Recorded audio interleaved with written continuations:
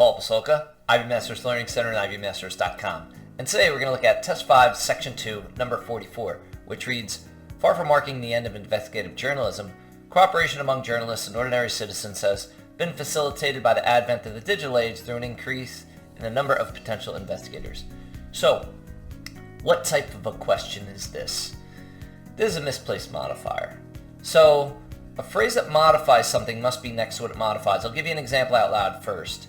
If I say, barking loudly, the tree had the dog's leash wrapped around it, then it sounds like the tree is barking. I'm going to say it one more time. Barking loudly, the tree had the dog's leash wrapped around it. So after barking loudly, after that comma, has to be who or what is barking loudly. So some students would correct it like this. Barking loudly, the dog's leash was wrapped around the tree. But now the dog's leash is barking loudly. Leashes don't bark, trees don't bark. That's why those are misplaced modifiers.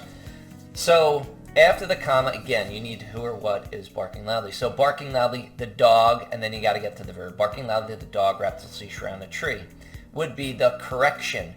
So the thing is, this is a difficult concept. Students miss it all the time, but you could just read the first few words in each answer choice and get the question right in most cases. So if your options were barking loudly, the dog's leash, blah, blah, blah, blah, blah. Barking loudly, the tree, blah, blah, blah, blah, blah. Barking loudly, the dog, blah, blah, blah, blah, blah. It's going to be barking loudly, the dog. So let's see how this relates to this. And you would have read the entire passage at this point. And to give you the backstory on number 44, what it's saying is that everything's gone online, so newspapers don't have as much money. Newspapers would always employ investigative journalists, but investigative journalists are expensive, so newspapers can't afford to pay investigative journalists.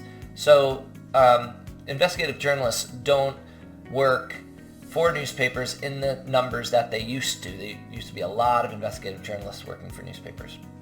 And that's where we pick up with this question. So when it starts by saying, far from marking the end of investigative journalism, what follows that comma has to be who or what is threatening to end investigative journalists, and then it's clarifying that it's really not.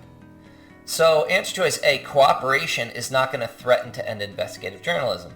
Getting along is not going to threaten to end any relationship. Answer choice B, the number of potential investigators. That's not going to threaten to end investigative journalism either, because it sounds like you've got investigators who might work. The correct answer is going to be C, the advent, which means the coming of the digital age. That's something that could threaten to end investigative journalists, but again, it is clarifying that it's not. So far from marking the end of investigative journalism, the advent or the coming of the digital age has increased the number of potential investigators by facilitating, which means helping, cooperation among journalists and ordinary citizens. And then if we read with answer choice D in place, far from marking the end of investigative journalism, by facilitating cooperation, well, helping cooperation is not going to threaten to end investigative journalism. Your correct answer here is C. Thank you for joining us today. If you like this video, click like.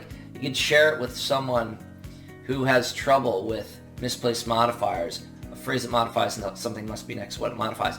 If there's any question you'd like to see answered from any official PSAT or SAT or ACT, leave that in the comments. I'd be happy to shoot a video on it. Click subscribe so you don't miss anything, and check out our 1-minute video on TikTok. Have a great day.